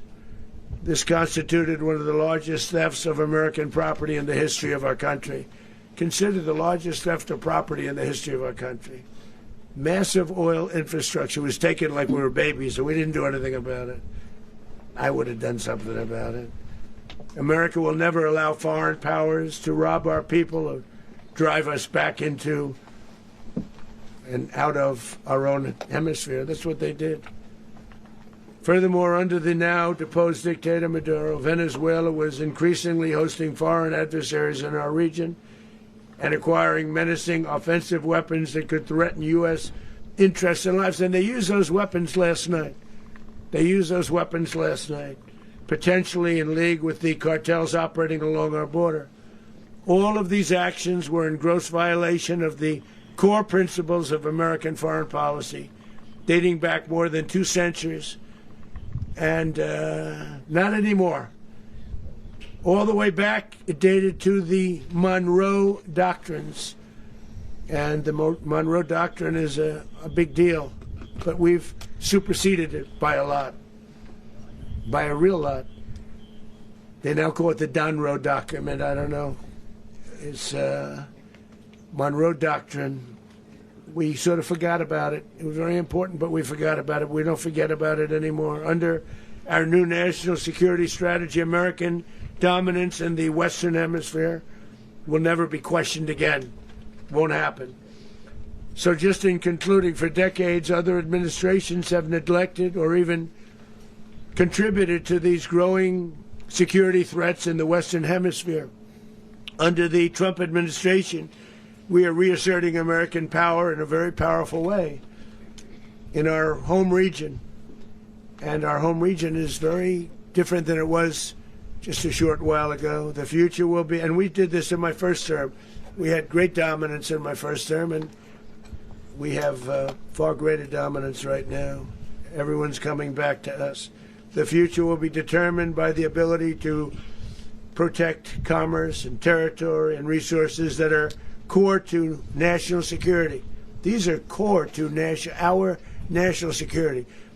Just like tariffs are, they've made our country rich, and they've made our national security stronger than ever before. But these are the iron laws that have always determined global power. And we're going to keep it that way. We will secure our borders. We will stop the terrorists. We will crash the cartels, and we will defend our citizens against all threats, foreign and domestic. Other presidents may have lacked the courage or whatever to defend America, but I will never allow terrorists and criminals to operate with impunity against the United States. This extremely successful operation should serve as warning to anyone who would threaten American sovereignty or endanger American lives. Very importantly, the embargo on all Venezuelan oil remains in full effect. The American Armada remains poised in position, and the United States retains all military options until United States demands have been fully met and fully satisfied. All political and military figures in Venezuela should understand what happened to Maduro can happen to them, and it will happen to them if they aren't just fair, even to their people. The dictator and terrorist, Maduro, is finally gone in Venezuela. People are free. They're free again. It's been a long time for them, but they're free. America is a safer nation this morning. It's a prouder nation this morning because it didn't allow this horrible person and this country that was doing very bad things to us. It didn't allow it to happen. And the Western Hemisphere is right now a much safer place to be. So I want to thank everybody for being here. I want to thank General Raisin Kane. He's a fantastic man. I've worked with a lot of generals. I worked with some I didn't like. I worked with some I didn't respect. I worked with some that just weren't good. But this guy is fantastic. I watched last night one of the most precise attacks on sovereignty. I mean, it was an attack for justice. And I'm very proud of him, and I'm very proud of our Secretary of War, Pete Hegseth, who I'm going to ask to say a few words. Thank you very much. Mr. President, can you explain how the U.S. will run Venezuela? Well, thank you, Mr. President. Finally, a commander-in-chief the world respects and the American people deserve. And as the President said, words can barely capture the bravery and the power and the precision of this historic operation. A massive joint military and law enforcement raid flawlessly executed by the greatest Americans our country has to offer. American warriors are second to none, the best in the world and the best of our country. What all of us witnessed last night was sheer guts and grit, gallantry and glory of the American warrior. I'm simply humbled by such men, and I tip my hat to our chairman, Dan Raisin Kane, and all those Americans who stood watch last night. Our warriors are the elite of America, and again, President Trump has your back. No other country on planet Earth, and it's not even close, could pull this kind of operation off. And no other president has ever shown this kind of leadership, courage, and resolve. The most powerful combination the world has ever seen. As the President said, our adversaries remain on notice. America can project our will anywhere, anytime. The coordination, the stealth, the lethality, the precision, the very long arm of American justice, all on full display in the middle of the night. Nicolas Maduro had his chance, just like Iran had their chance, until they didn't and until he didn't. He effed around, and he found out. President Trump is deadly serious about stopping the flow of gangs and violence to our country. Deadly serious about stopping the flow of drugs and poison to our people. Deadly serious about getting back the oil that was stolen from us. And deadly serious about reestablishing American deterrence and dominance in the Western Hemisphere. This is about the safety, security, freedom, and prosperity of the American people. This is America first. This is peace through strength. And the United States War Department is proud to help deliver it. Welcome to 2026, and under President Trump, America is back. I'd like to welcome now our chairman, Chairman Raisin Kane, to give a few more details about the operation. Mr. Chairman. Thank you, Mr. Secretary. Thank you, Mr. President, and good morning. Last night, on the order of the President of the United States and in support of a request from the Department of Justice, as the President said, the United States military conducted an apprehension mission in Caracas, Venezuela, to bring to justice two indicted persons, Nicolas and Cecilia Maduro. This operation, known as Operation Absolute Resolve, was discreet, precise, and conducted during the darkest hours of January 2nd and was the culmination of months of planning and rehearsal, an operation that, frankly, only the United States military could undertake. What I'd like to do this morning is talk to you through some of the preparation and the details without compromising any of our tactics, techniques, and procedures. There is always a chance that we'll be tasked to do this type of mission again. Our interagency work began months ago and built on decades of experience of integrating complex air, ground, space, and maritime operations. While the past 2 decades have honed the skills of our special operations forces, this particular mission required every component of our joint force, with soldiers, sailors, airmen, Marines, and Guardians working in unison with our intelligence agency partners and law enforcement teammates in an unprecedented operation. We leveraged our unmatched intelligence capabilities and our years of experience in hunting terrorists, and we could not have done this mission without the incredible work by various intelligence agencies, including the CIA, NSA, and NGA. We watched, we waited, we prepared, we remained patient and professional. This mission was meticulously planned, drawing lessons from decades of missions over the last many years, many missions over these last many years. This was an audacious operation that only the United States could do. It required the utmost of precision and integration within our joint force. And the word integration does not explain the sheer complexity of such a mission. An extraction so precise it involved more than 150 aircraft launching across the Western Hemisphere in close coordination, all coming together in time and place to layer effects for a single purpose: to get an interdiction force into downtown Caracas while maintaining the element of tactical surprise. Failure of one component of this well-oiled machine would have endangered the entire mission, and failure is never an option for America's joint force. Those in the air over Caracas last night were willing to give their lives for those on the ground and in the helicopters. Let me talk a little bit about the preparation. After months of work by our intelligence teammates to find Maduro and understand how he moved, where he lived, where he traveled, what he ate, what he wore, what were his pets, in early December, our force was set pending a series of aligned events. Key was choosing the right day to minimize the potential for civilian harm and maximize the element of surprise, and minimize the harm to the indicted personnel so, as the President said, they could be brought to justice. And as the President said earlier today, weather in Venezuela is always a factor this time of the year. And over the weeks through Christmas and New Year's, the men and women of the United States military sat ready, patiently waiting for the right triggers to be met and the President to order us into action. Last night, the weather broke just enough, clearing a path that only the most skilled aviators in the world could maneuver through. Ocean, mountain, low cloud ceilings, but when tasked with a mission, this organization does not quit.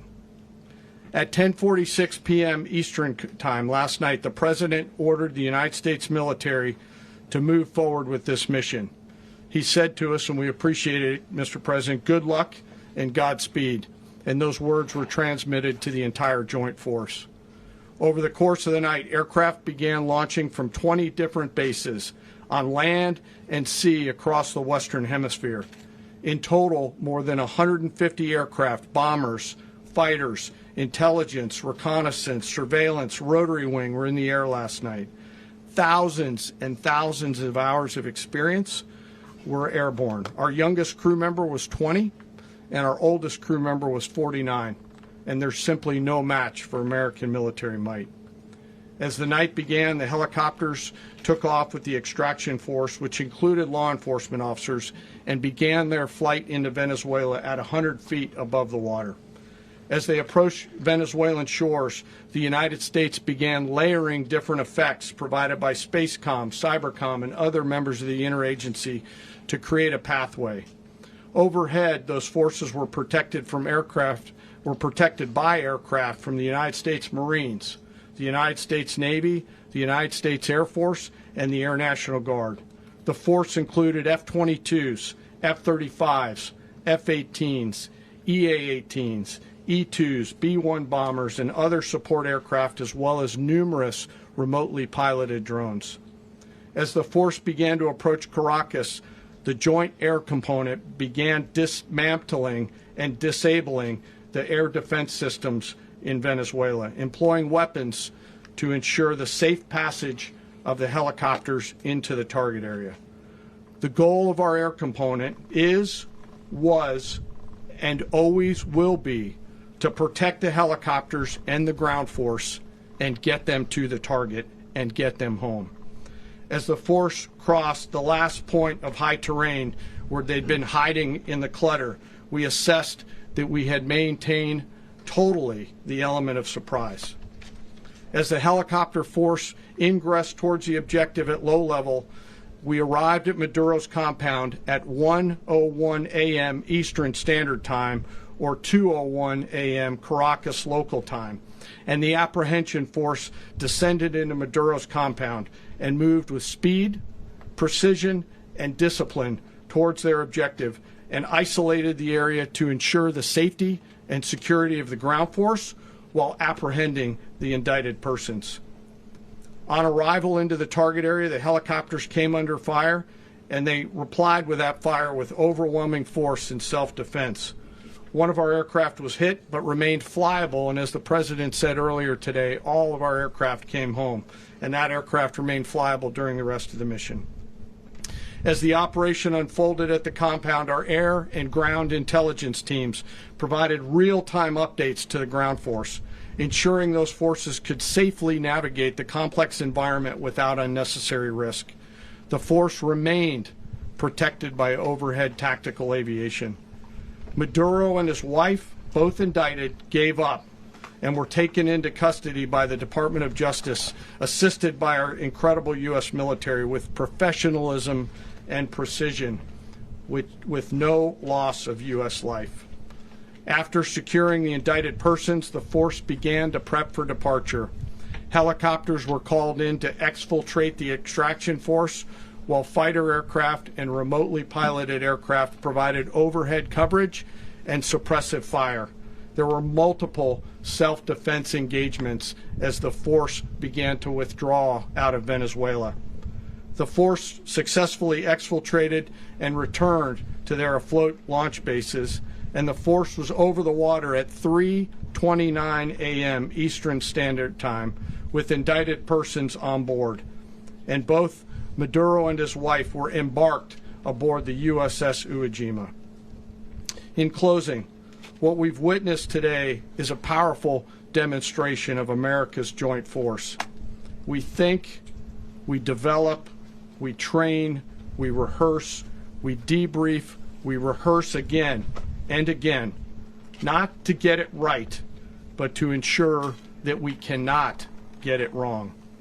Our jobs are to integrate combat power so when the order comes, we can deliver overwhelming force at the time and the place of our choosing against any foe anywhere in the world. I am immensely proud today of our joint force and filled with gratitude to represent them here today. There is simply no mission too difficult for these incredible professionals and the families that stand by them and support them. As we stand here this morning, our forces remain in the region at a high state of readiness, prepared to project power, defend themselves, and our interests in the region. This operation is a testament to the dedication and unwavering commitment to justice and our resolve to hold accountable those who threaten peace and stability. In closing, I want to express my heartfelt gratitude to the brave men and women who executed this mission. Their courage and tireless commitment to our nation are what makes us strong. Thank you, Mr. Secretary, and thank you, Mr. President. Thank you. Well, I don't have much to add to what you've heard now, other than the following points. Nicolas Maduro was indicted in 2020 in the United States. He is not the legitimate president of Venezuela. That's not just us saying it. The first Trump administration, the Biden administration, the second Trump administration, none of those three recognized him. He's not recognized by the European Union and multiple countries around the world. He is a fugitive of American justice with a $50 million reward, which I guess we saved $50 million. And we should make sure. Yeah, exactly. But don't let anybody claim it. Nobody deserves it but us.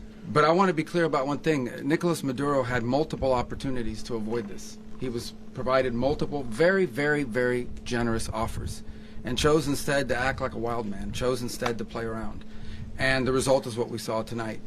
The other message here is the following. You have a guy, like many people around the world, they like to play games. You have a guy who decides he's going to invite Iran into his country, is going to, do the confiscation of American oil companies, is going to flood our country with gang members, is going to take Americans prisoner and try to hold them for hostage and trade them like he was able to do with the Biden administration. Basically likes to play games all this time and thinks nothing's going to happen. And I hope what people now understand is that we have a president. The 47th president of the United States is not a game player. When he tells you that he's going to do something, when tells you he's going to address a problem, he means it. He actions it. I can tell you, I've watched this process now for 14, 15 years, been around it. Everybody talks. I'm going to do this. I'm going to do that. When I get there, we're going to do this. We're going to take. This is a president of action. Like, I don't understand yet how they haven't figured this out. And now, if you don't know, now you know. Because this is the way it's going to play out. And I think people need to understand that this is not a president that just talks and does letters and press conferences. And, if he says he's serious about something, he means it. And this is something that was a direct threat to the national interest of the United States, and the president addressed it. There's a president of peace, by the way. I told you what I just said earlier. This guy had multiple opportunities to find his way somewhere else and figure out another. He could have been living somewhere else right now very happy, but instead he wanted to play big boy. And so now, he's got other sets of problems on his hands. And but I think the message here should be for the world. Look, the president doesn't go out looking for people to pick fights with. He's not generally wants to get along with everybody. We'll talk and meet with anybody, but don't play games. Don't play games with this president's in office, because it's not going to turn out well. And so I hope that I guess that lesson was learned last night, and we hope it'll be instructive moving forward. Is that a message for Cuba? Mr. President. Mr. President. Mr. President. Mr. President. Mr. President. Mr. President. You said that the U.S. is going to run Venezuela. So who's in power right now? Well, we're going to be running it with a group, and we're going to make sure it's run properly. We're going to rebuild the oil infrastructure, which will cost billions of dollars. It'll be paid for by the oil companies directly. They will be reimbursed for what they're doing, but it's going to be paid. And we're going to get the oil flowing the way it should be. As you know, it was just a minor flow. It was actually a minor flow for what they have. But we're going to run it properly, and we're going to make sure the people of Venezuela are taken care of. We're going to make sure the people that were forced out of Venezuela by this thug are also taken care of. Mr. President. Mr. President. Mr. President. Mr. President. Mr. President, does the U.S. running the country mean that U.S. troops will be on the ground? How will that work? Well, they always say boots on the ground. So we're not afraid of boots on the ground if we have to have. We had boots on the ground last night at a very high level, actually. We're not afraid of it. We don't mind saying it. But we're going to make sure that that country is run properly. We're not doing this in vain. This is a very dangerous attack. This is an attack that could have gone very, very badly. Could have gone very badly. We could have lost a lot of people last night. We could have lost a lot of dignity. We could have lost a lot of equipment. The equipment is less important, but we could have lost a lot. And we're going to make sure that this is proper. We're there now. We're ready to go again if we have to. We're going to run the country right. It's going to be run very judiciously, very fairly. It's going to make a lot of money. We're going to give money to the people. We're going to reimburse people that were taken advantage of. We're going to take care of everybody.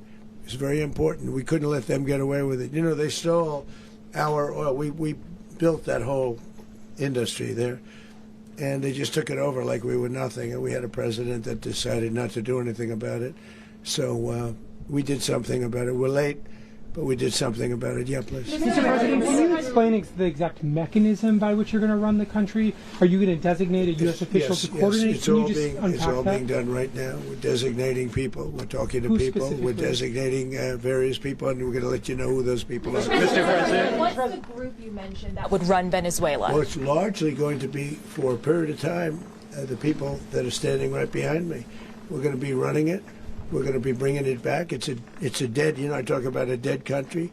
A year and a half ago, we were a dead country. Now we're the hottest country anywhere in the world. We're a country doing better than any country anywhere in the world. And it required leadership. Venezuela has a lot of bad people in there, a lot of bad people that shouldn't be leading. We're not going to take a chance that one of those people take over for Maduro. So you can look at, and others, we have fantastic people, including people in the military.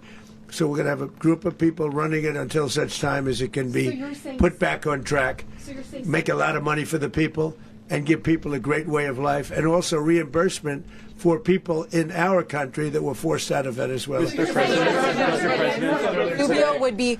You said earlier today that you weren't going to back Machado to come back and be the opposition leader in your Fox and Friends interview. And then you also mentioned the vice president of Venezuela. Are you going to work with the vice president of Venezuela, or how do you foresee the relationship Well, going? I understand she was just sworn in, but she was, as you know, picked by Maduro. So Marco's working on that directly. He just had a conversation with her, and she's essentially willing to do what we think is necessary to make Venezuela great again. Very simple. Mr. President, Colombian President Gustavo Petro, a couple weeks ago, he said he's got to watch his ass. And today he said he's not concerned about anything happening to him in the aftermath of this operation. So just what your message is well, about he that. has cocaine mills. And yeah, I think I stick by my first statement. He's making cocaine. They're sending it into the United States. So he does have to watch his ass. Mr. President, did you notify any members of Congress in advance? Marco, do you want to talk about that? Because you were involved in it. Sure. We call members of Congress immediately after. This was not the kind of mission that you can do congressional notification on. It was a trigger-based mission in which conditions had to be met night after night. We watched and monitored that for a number of days. So it's just simply not the kind of mission you can call people and say, hey, we may do this at some point in the next 15 days. But it's largely a law enforcement function. Remember, at the end of the day, at its core, this was an arrest of 2 indicted fugitives of American justice, and the Department of War supported the Department of Justice in that job. Now, there are broader policy implications here, but it's just not the kind of mission that you can pre-notify because it endangers the mission. If I could add one thing to that, Congress has a tendency to leak. This would not be good. If they leaked, General, I think it would have been maybe a very different result. But I have to say, they knew we were coming at some point, We had a lot of ships out there. They sort of knew we were coming.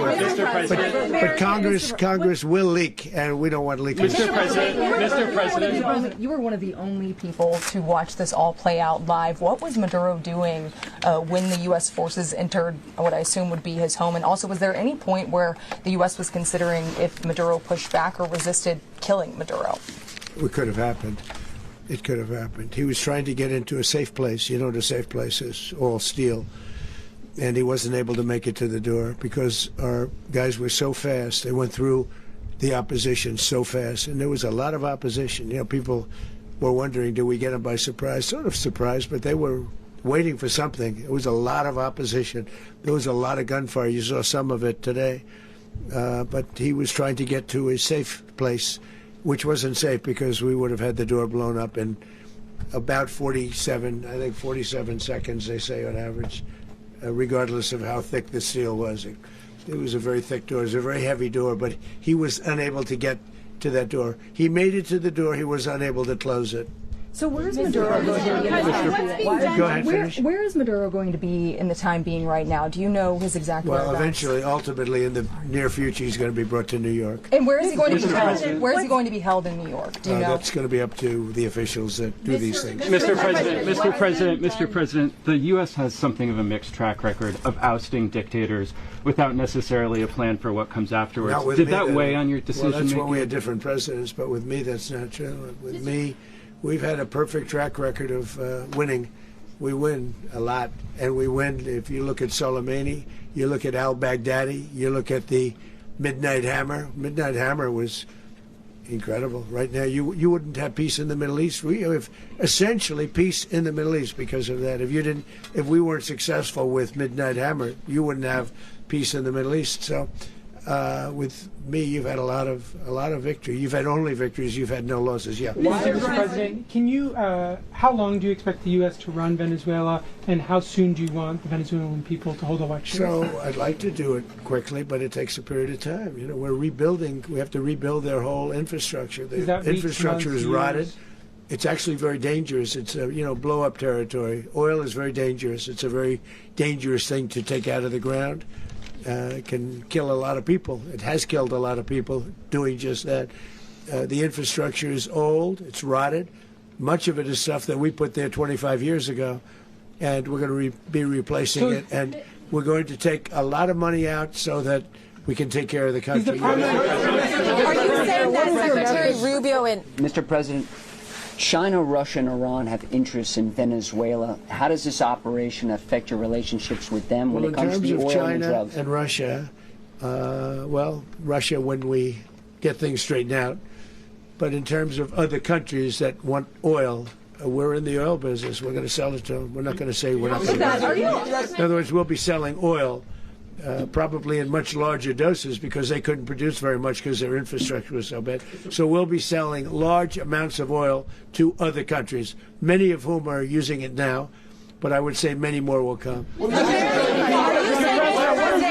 you saying that, Mr. President, are you saying that? Mr. President, thank you. What is your message to the people of Venezuela today? Of course, the civilian population specifically, they have a lot of questions. What is your message to the people of Venezuela? That you're going to have peace, justice. You're going to have some of the riches that you should have had for a long period of time. It was stolen from you. But you're going to have peace and you're going to have safety. You're going to have justice. You're going to have a country. You're going to have a real country. You're going to have potentially a great country. You know, if you go back 20 years, maybe even a little longer ago, that was a great country. And they destroyed it.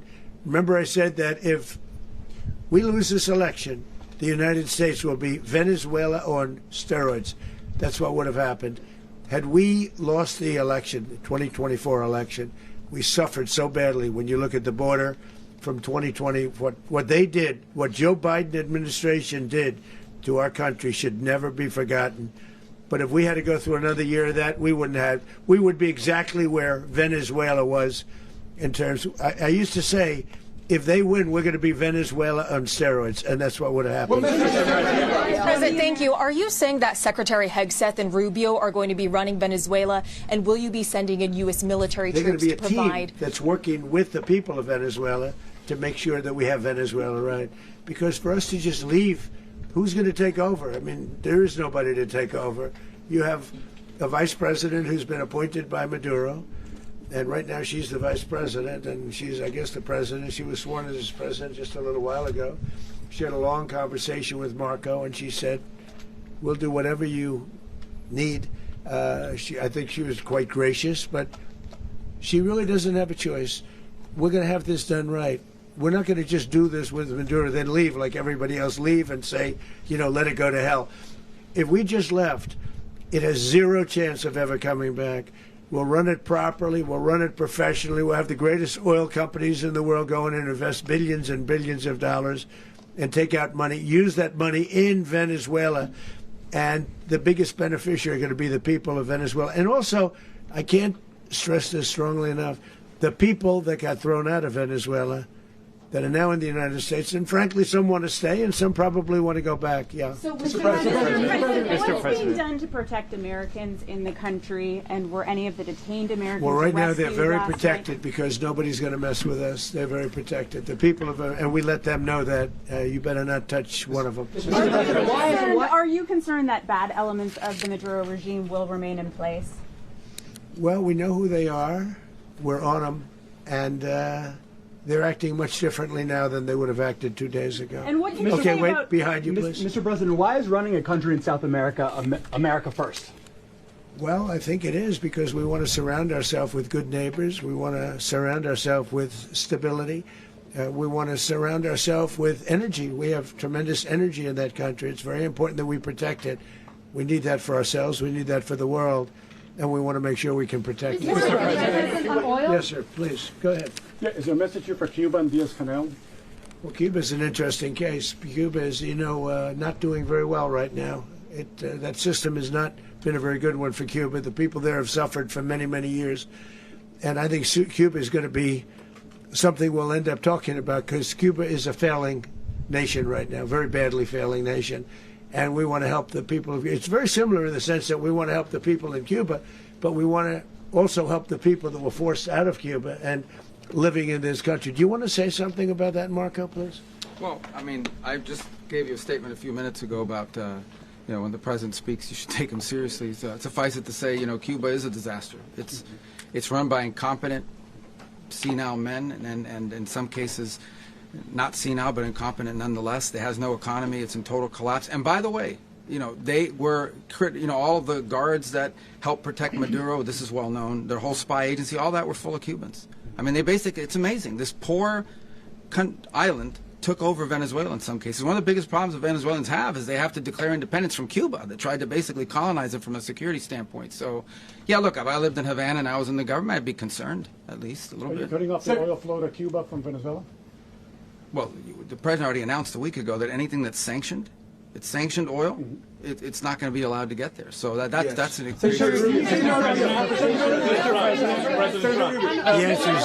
answer is yes. Mr. President, is the U.S. aware of the location of opposition leader Machado, and have you been in contact with her? No, we haven't. Mr. President, on Monday. I think it would be very tough for her to be the leader. She doesn't have the support within, or the respect within the country. She's a very nice woman, but she doesn't have the respect. Mr. President, is it possible that the U.S. ends up administrating Venezuela for years? Well, it won't cost us anything, because the money coming out of the ground is very substantial, so it's not going to cost us anything. So the U.S. isn't going to dedicate any money to...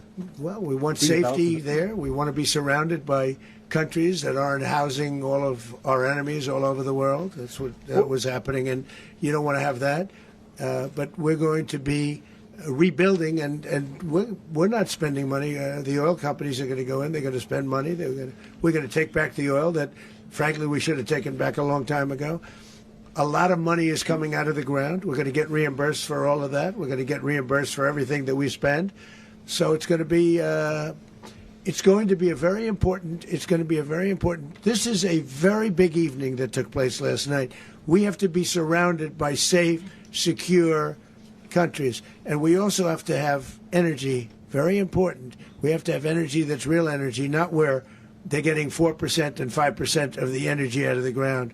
You take a look. It was such a disaster. So what's going to happen with Venezuela, I think, over the next period of a year is going to be a great thing. And the people of Venezuela will be the biggest beneficiaries. Mr. President, on U.S.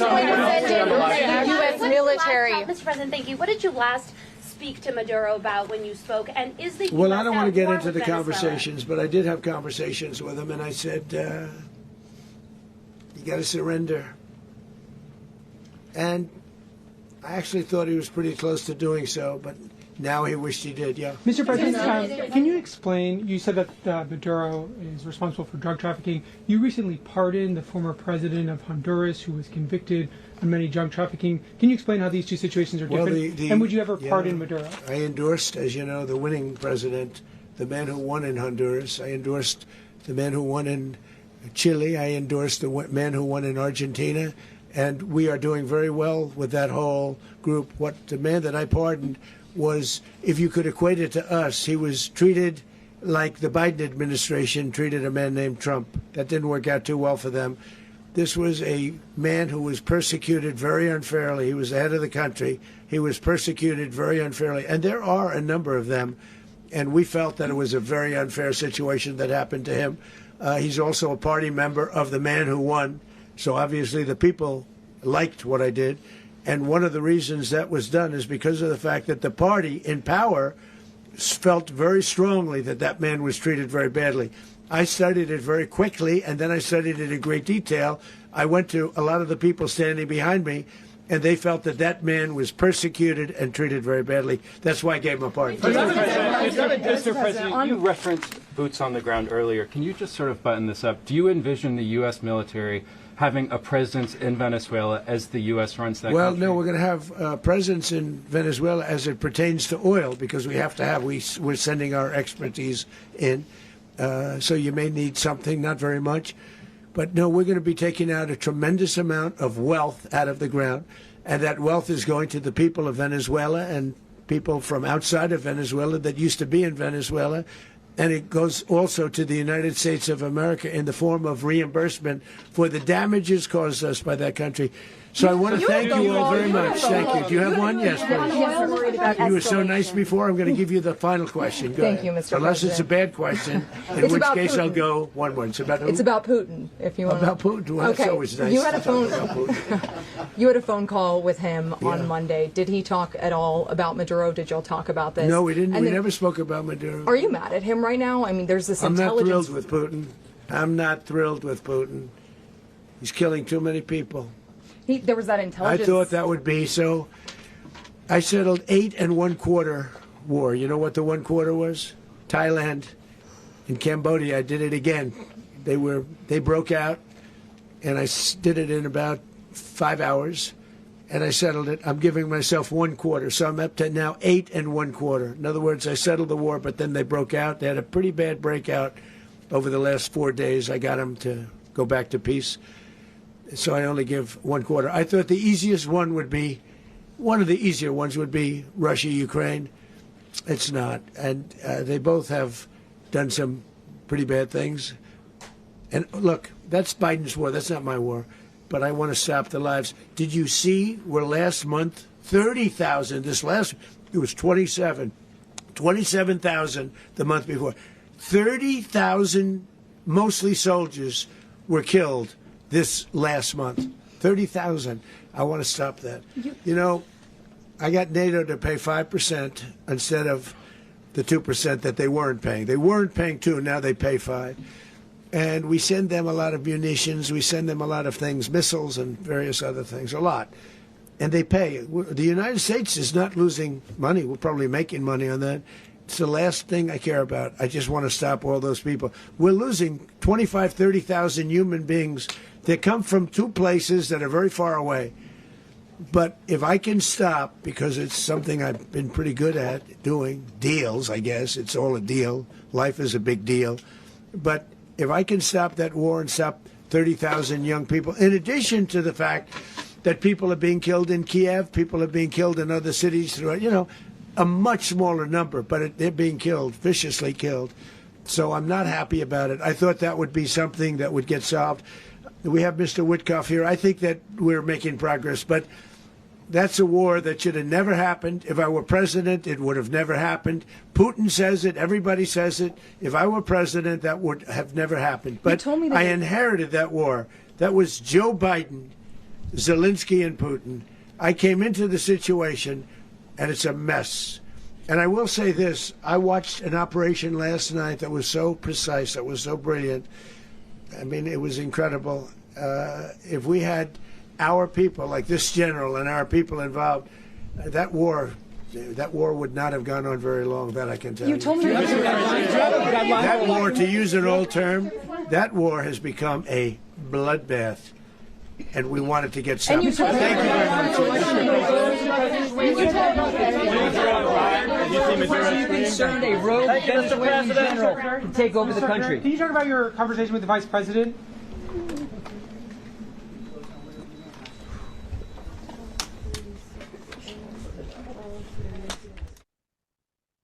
All right, there you go. President Trump flanked by the Secretary of War, the Secretary of State, also General Dan Kane and others taking reporters' questions. We did hear from President Trump off the top of the press conference saying, quote, that the U.S. Armed Forces conducted a spectacular assault by air, land, and sea.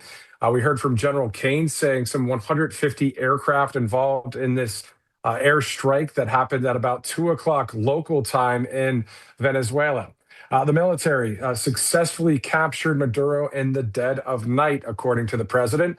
The United States will run the country until it can conduct a, quote, safe, proper, and judicious transition. So the president's saying we want peace, liberty, and justice for the people of Venezuela. Those are some of the top headlines there. Of course, if you missed any of this live stream, you can always replay and watch it. And thank you so much for tuning in here on Right Side Broadcasting Network. We have a lot of coverage to get to, of course, coming up on Monday and through the weeks ahead in 2026, right here on Right Side Broadcasting Network. For all of us at RSBN, I'm Matthew Alvarez. Thanks again for watching. We'll see you soon.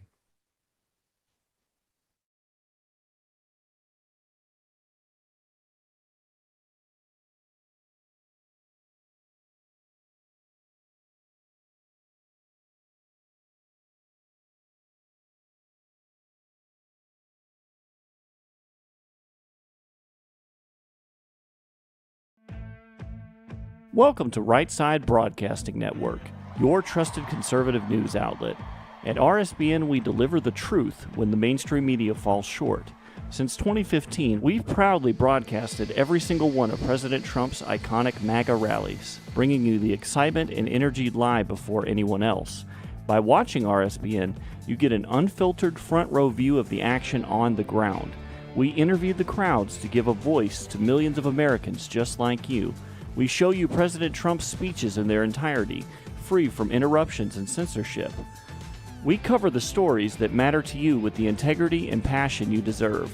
Thank you for choosing RSBN as your home for America First News. Together, we stand strong, united, and informed. So join us and be part of the right side of history. Hey y'all, it's Silk from Diamond and Silk Chit Chat Live. Look, don't forget to watch my show right here at Right Side Broadcasting Network, and I want you to support Right Side Broadcasting Network. It's imperative that you do so, okay? Bye-bye.